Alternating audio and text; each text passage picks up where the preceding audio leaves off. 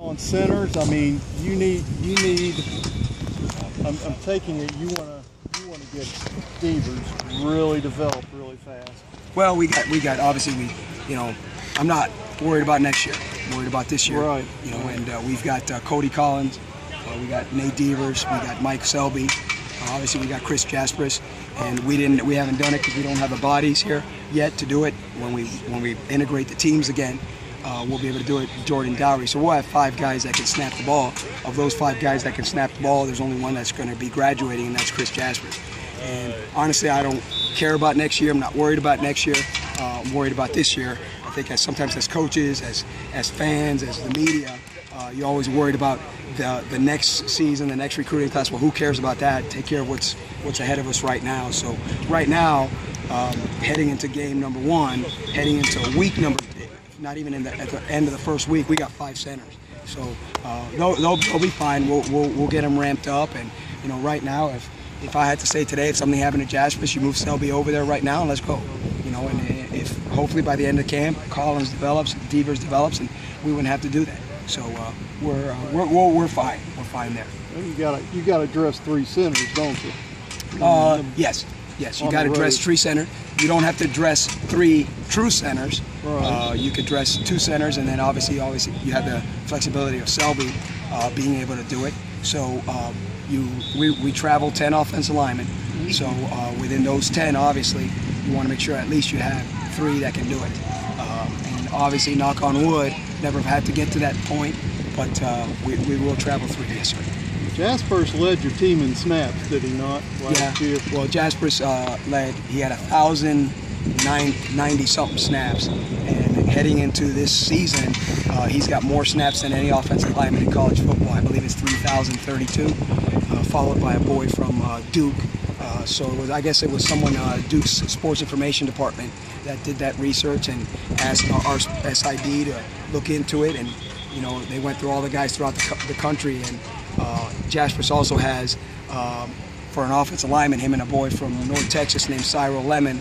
Those 2 guys have started the most consecutive games for an offensive lineman. I believe that's at 39. So durability. I was going to say, did he impress you as an Iron Man the first minute you came on campus? Well, I had heard stories about him, obviously watched him on film, saw that he had played center, saw that he had played guard, and I heard stories, he doesn't even like to get out of practice, and so we have a rule for him and Cato. If 12's in, 60's in. If 60's in, 12's in. So it's a way for us to be able to handle both of them together that way, because then neither of them wants to ever come out. So it's more obvious, believe it or not, it's more an issue of managing him in practice and make sure that he only takes the reps that the ones are taking, and no more than that. You talk about him, how much it is to get him out of practice, even on the days when, in the morning sessions, he goes and lifts, and then he's here on the field working with the new guys. How big is it to have somebody like him around with the younger guys to get them up to speed? It's huge, and when I first got here, I told them, I said, our goal as an offensive line, as a program, should always be to, what's your legacy? What do you leave behind for those that are freshmen, sophomores, and juniors? Not championships, not bowl games, none of that stuff, but what do you leave behind? Because whatever you leave behind with them, they can pass on to others, and then you've really developed a true legacy, and he's really taken that to heart. And he comes out here and he's coaching the heck out of them, and I guarantee you that 2 years from now, 3 years from now, Devers will be doing the same thing because someone did it for him. Selby will be doing the same thing because somebody did it for him. And right now here at Marshall, the guy who's doing it for us on the offensive line is Chris Jaspers, but also Van Horn and Johansson. So Jaspers it's really a nice tradition that he started and he's handing down. What's the toughest thing if God forbid, Jaspers goes down, even for a play, he takes his injury time out, and you've got to stick. You got to bring Selby over. What's the toughest thing for him when he's on the spot like that? Honestly, probably the synergy between him and the quarterback and Cato. I think it'll be actually tougher on Cato than on anybody. I've said the story before. We're playing East Carolina, and who was it? Somebody got hurt. Somebody's shoe came off. And when his shoe came off, I sent Selby on the field. And Cato thought that I was sending Selby to replace Jaspers, and say Cato about had a heart attack about called timeout. So really, the things that those two guys can do without even communicating, I think it would be, honestly, the bigger issue would be with Rakeem, not with the offensive line, really and truly. But he is really, I mess with him all the time. We call him coach, and he really is a coach on the field. I mean, he really is a coach on the field. He's able to make corrections before they get to the sideline, which is awesome. So we don't have any wasted plays.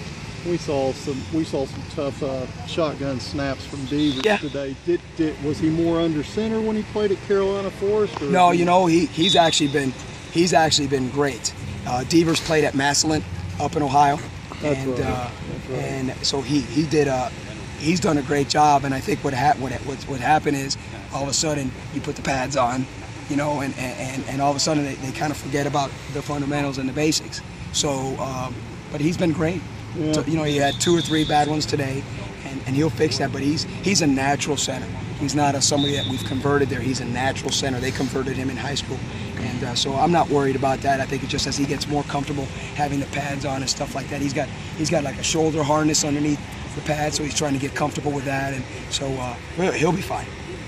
He'll be fine. Big Swede.